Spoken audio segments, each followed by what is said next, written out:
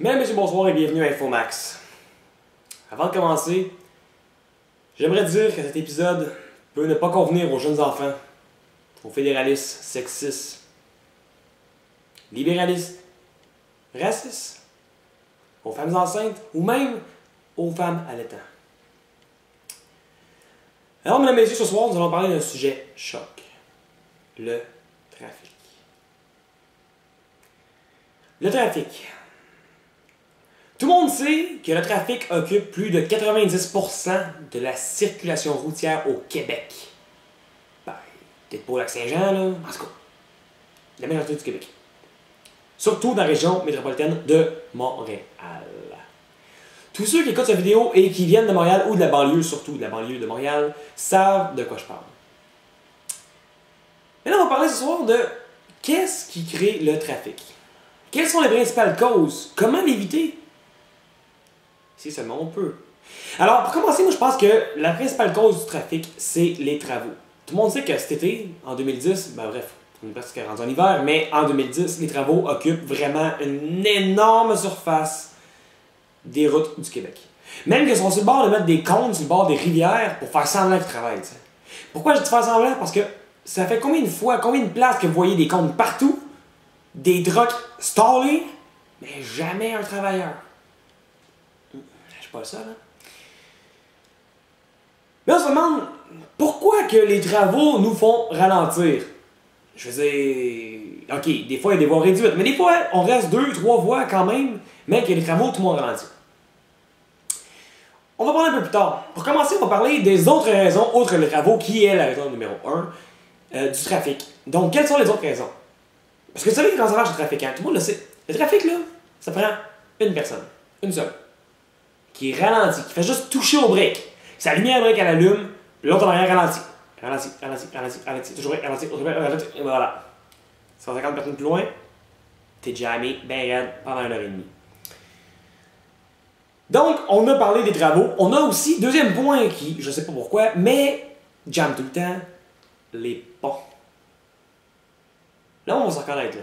Tous ceux qui viennent des banlieues, là, qu'il faut qu'ils passent sur un pont pour aller en ville, à Montréal, ça jamme tout le temps. Ok, l'hiver, je peux comprendre. Tu sais, l'hiver, bon, il y a la condensation qui monte. Ça gèle sur le pont, ça fait de la glace noire. C'est dangereux. Ça jamme. Ok, cool. Mais l'été? Condensation? Pense pas. Humidité? Chaussée glissante? Pense pas non plus. Qu'est-ce qui fait que le monde ralentit sur les ponts l'été? Voulez-vous me le dire? C'est quoi? Le gars se promène dans son char, puis il regarde voir c'est pas un poisson qui saute. Hey, le cave! Va-t'en chez vous, là. Bouffe, puis après, t'es à la pêche. C'est pas le temps. Mais les ponts, ça reste quelques lieux du Québec seulement. C'est pas partout. Mais les travaux, eux, sont partout. Alors, qu'est-ce que dans les travaux font que ça jamme tout le temps? Moi, je pense, sérieusement, que dans les travaux, c'est les cônes. Les cônes. Pourquoi les cônes? Qu'est-ce qu'un cône? Qu'est-ce qui fait peur dans un cône? C'est vrai, on dirait que le monde se prend dans la jambe, on va dire « Ah, un cône! » Il arrête.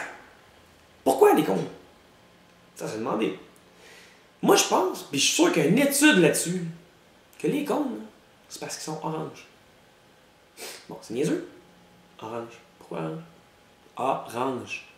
Les cônes sont oranges. Je suis sûr que dans le cerveau de l'être humain, là, la couleur orange, ça ne fit pas. Il y a comme un warning, warning, warning. Pensez-y. Combien de personnes ne font pas leur stop? Mais les crises de stop orange, là, puis tout le monde va faire crémeux. Je suis sûr et certain. Les cônes sont oranges. Le monde dans leur char le matin, ils sont comme pas endormis. Ils sont pas sûrs, tu sais. Ils voient un cône orange. Ils break. OK. Vous me croyez pas? Pensez-y. L'Halloween, ça vient juste de passer l'Halloween. Je sais pas si c'est partout de même au Québec, mais moi dans mon coin, l'Halloween, c'est orange. Les décorations d'Halloween, c'est orange. Pensez-y. Les citrouilles, ok, c'est orange, mais outre les citrouilles, toutes les décorations qui vendent, toutes sont toutes oranges. Chris, par chez nous, un squelette c'est blanc, une sorcière c'est noir, je parle pas de noir de l'ethnie. Je parle de la couleur noire, pas une sorcière. On s'entend? Ok. Non, mais tout est orange. T'as bien beau investir 30 000 $ sur des décorations d'Halloween si tu veux, là. On s'en fout. Si t'as pas d'orange, les petits gars y arrêteront pas. Les petites filles non plus. Y a pas d'orange. Ça fit pas. Il faut que ça l'arrête, leur cerveau. Il faut que ce soit orange. Une autre preuve, du orange. Du jus de pomme, là. C'est bon. Mais pas autant que du jus d'orange. Oh, vous me voyez venir. Prends ton crise de jus de pomme, là. Mets-les orange au lieu de jaune. Tu m'en vends des tonnes. Puis attends, prends ton jus d'orange, puis mets-les verts. T'en achèterais-tu, toi? Pense pas. Pense vraiment pas. Fait que pensez-y, le orange, là, ça marque le cerveau de l'être humain. D'où les travaux. Tu vois un truck, là, qui a une style de lumière jaune qui flash sur le top, là. Ça fait comme... Ça calisse. Le truck a une lumière bleue, là. Check le touriste.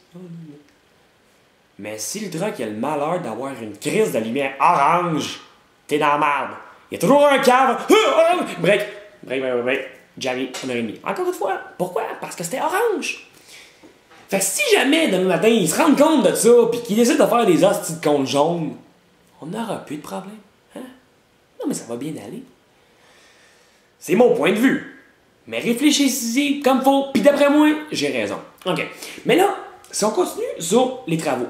Comment ça fonctionne, les travaux, tu sais? Il y a toujours quelqu'un quelque part qui touche au break, comme j'ai dit tantôt. Mais tu sais, des fois, c'est tellement ridicule. T'es l'été. T'as une vieille bonne femme qui chauffe son char. Pis là, il y a une mouette sur le poteau d'hydro. Tout ça parce qu'elle passe proche d'un McDonald's. T'as une mouette sur le poteau d'hydro. Puis la petite, quand elle conduit, puis elle voit la mouette, elle fait comme... Ah! T'as collé les briques. Une mouette! Ah! Mais là, la personne en rêve de la petite madame, là, peu importe l'âge ou le sexe qu'elle a, même les hermaphrodites, tout le monde est comme ça, c'est humain. Faut faire comme... Regarde ses breaks! Fais-tu vraiment de la mouette, là? Pendant que tu viens devant... Ah! Tu sais... Pis là, char après char, break, toujours break, t'arrives à 150 chars en arrière, là. Lui, là...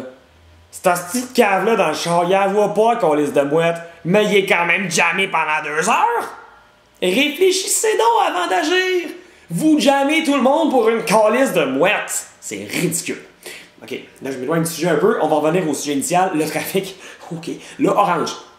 J'ai parlé de l'Halloween. En parlant de l'Halloween, là, une autre petite parabole, là, tu sais, l'Halloween, là, c'est une fête de petits-enfants. Mais moi je me demande, qu'est-ce que l'Halloween pour un curé? C'est stupide comme question, vous me direz. Mais pensez-y. Un curé, là, ça n'a pas de vie sexuelle, ça n'a donc pas d'enfant. Bon, ça peut être des vies sexuelles des journaux, mais ça, bon.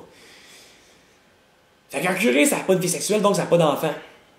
Qu'est-ce que le curé pense de la fête de l'Halloween? Ben, j'ai fait des recherches là-dessus, là. Puis je vous le dis à l'instant même.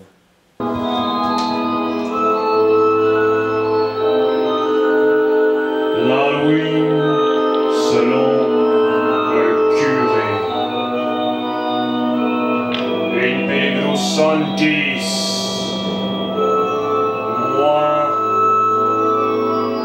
j'aime l'Halloween pour aller prendre les marches. Je me sens alors comme dans un buffet. Mouah, ah, ah, ah.